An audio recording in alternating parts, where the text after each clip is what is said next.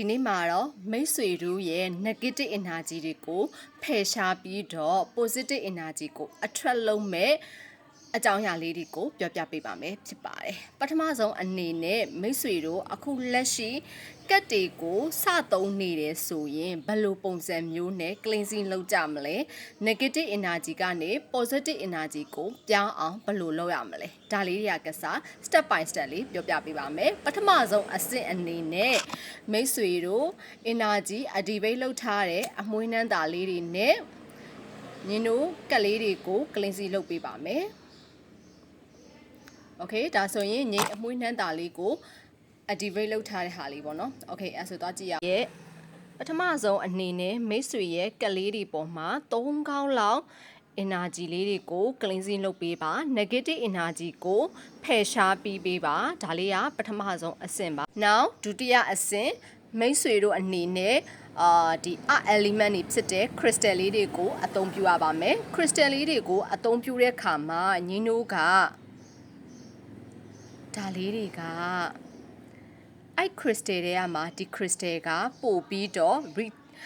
energy ကို negative energy ကို remove ဖြစ်ပြီးတော့ positive energy ကိုလည်း attract လုပ်ပေးတယ်သူကိုယ်တိုင်လည်းတခြားသူတွေကို recharge ပြန်လုပ်ပေးနိုင်တယ်ဖြစ်တဲ့အတွက်ကြောင့်မလို့ဒါလေးကိုပို့ပြီးတော့နှစ်ချိုက်တယ်ဒါလေးကိုဘယ်လိုသုံးရမလဲကစားပြောပြပေးပါမယ်ဒုတိယအနေနဲ့ညီတို့ satellite လေးတွေကိုဒီပေါ်မှာတင်ပေးလိုက်ပါဒါဆိုရင်ခုနက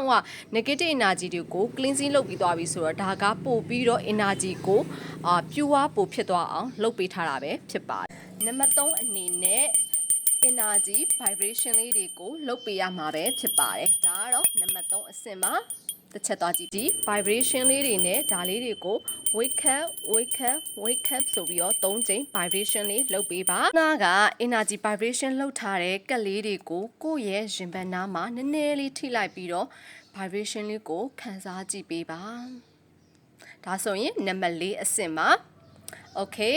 နံပါတ်5အဆင့်အနေနဲ့ဆိုရင်တော့မိတ်ဆွေတို့ light energy နဲ့ energy ခုနက vibration လုပ်ထားတဲ့စီးမျောခံစားလိုက်ပြီးတော့ light energy ကို